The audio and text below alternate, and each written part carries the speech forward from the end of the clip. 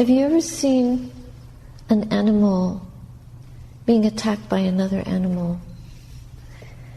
Animals get over shock by trembling, by shaking. After they've been attacked or something terrible has happened to them, they will shake their bodies. This is an intuitive thing that they do, and it helps them recover their inner balance. This kind of a shaking. They will tremble throughout their system, and it's almost like an adjustment, internal adjustment of their former equilibrium. And we as humans, though we are part still animal in nature, as you can see from the state of the world, there are still a lot of animalistic tendencies going on. But this is one gift that we seem to have been estranged from, and it's something that can serve us very well. Any of you that work in the helping professions, and particularly things like somatic therapy, Alexander technique, I think even in yoga you might have something like this. In the ancient Hindu practices and in the Tibetan practices, they do this kind of inner trembling using the voice, by chanting and creating an internal vibration through the chant, which resonates throughout you could say, the inner frame, the inner cave of the heart, the body. Any of the spaces in the body are affected by that movement. It's an inner rhythmic movement which seems to settle out some of the obstacles, some of the daggers of life. Have you ever seen somebody cleaning rice? I remember in India, in the village, I was taught how to do this. The women used to have a flat basket plate, and they'd put the rice in it and then flip it up and down, and all the sand and pieces of rock would go to one side, and the clean grains of rice would come to the other side, and then you could tip out the dirt and have clean rice. It would take quite a few minutes, but you could really thoroughly evacuate all the unedible stuff. We need that for our health, our mental health. We need that. And the chanting that we have in these books is not just something that we should use formulaically, just to get through the ritual and get to the heart of things, but it has the power to give us that internal rhythmic balancing shake, which is as if we were being bounced up and down like rice on a basket until all the detritus of life was evacuated from our system, was eliminated from our system. Otherwise, we don't have a good means of clearing traumatic events and experiences. We don't get trained in this. Our bodies don't really know this the way animals do, because we tend to live from the neck up. We are not easily incorporating in the body. We are not embodying the whole system. Our civilization has become so sophisticated that bodily types of functions and preoccupations can seem low and vulgar. We eat as if there was never enough, and this is also not helpful.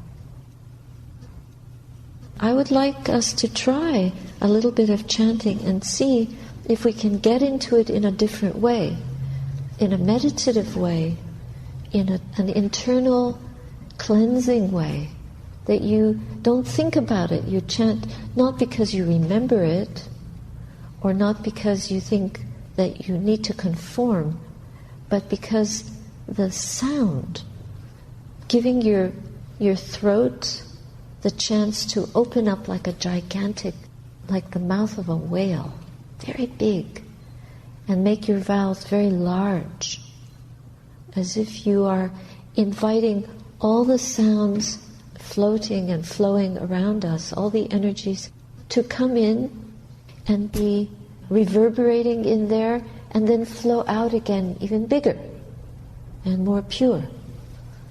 And whatever kind of fear or grief or disappointment or anger we have been carrying around with us, we allow that to be touched, to be pulled apart by this vibration of sound, and then expelled.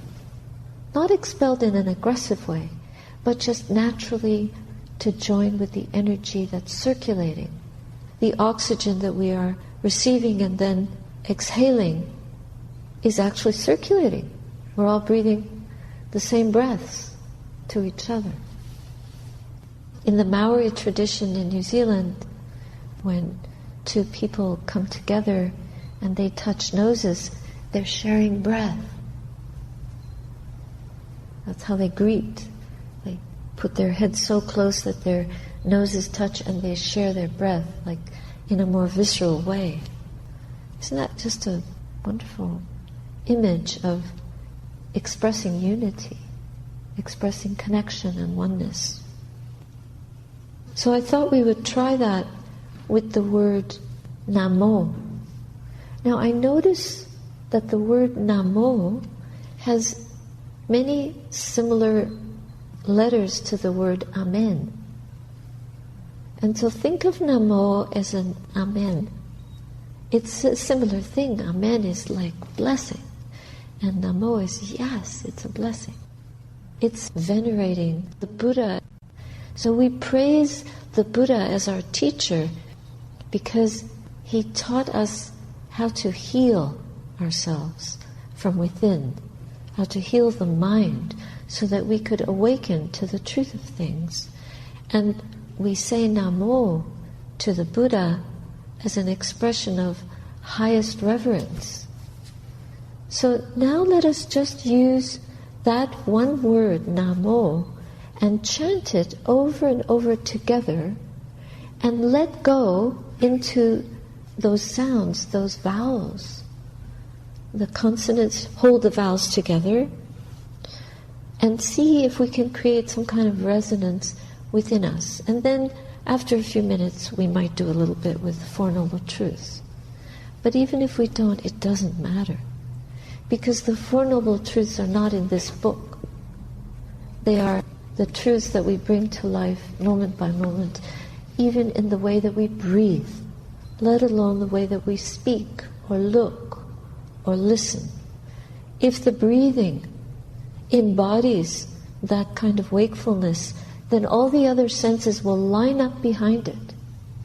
But if it doesn't, then we'll just be scattered to the winds and prey to the world. And we won't be able to center ourselves properly to actually live this teaching day by day.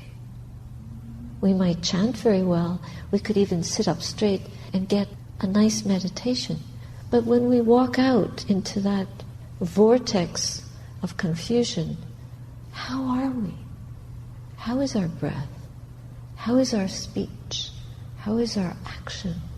How is our inner core? How much are we like this? But it's not a resonance. It's coming from fear and trepidation, agitation and worry, restlessness and disconnection. So I will start and just come in whenever you feel moved to. You can come in quietly or you can come in loud. Don't try to monopolize. Don't show off. Just let your body express its inner torment or its inner tightness and try to bring it forth through the breath, through the vocals, so that we can release some of that attention here into this huge and wonderful space that's given to us for today. So in order to do this, we want to take a few deep breaths.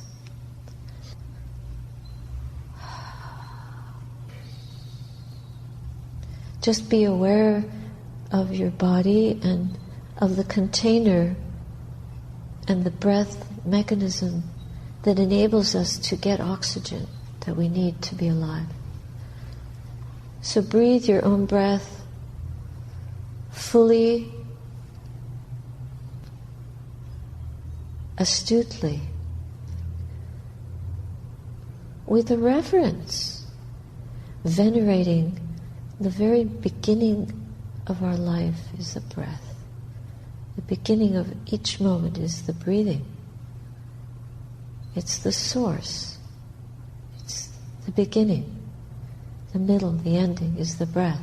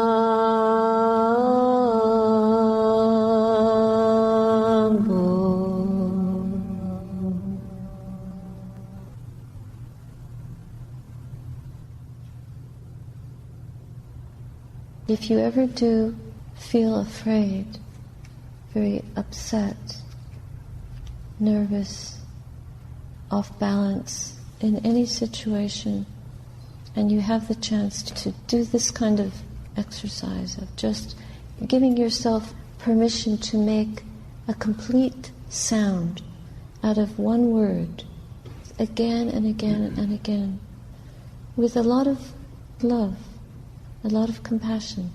Put in those good qualities and bring forth your best, your deepest, your strongest voice and hear it, listen to it, because it will edify you internally from within. You can't strengthen yourself by thinking, but you can strengthen yourself by being, by growing into the being that you actually are and that no one can take away from you. Try it. I'm only saying this to you because I practiced it myself when I was a solitary nun in New Zealand for many years. And over again, it was a rescue medicine.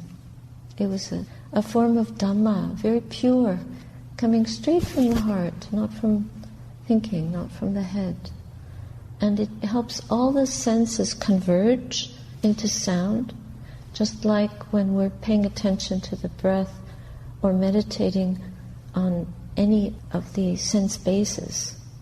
If you meditate on sound, then the convergence of that has an expression that we can listen to more adeptly because we are used to listening to sound.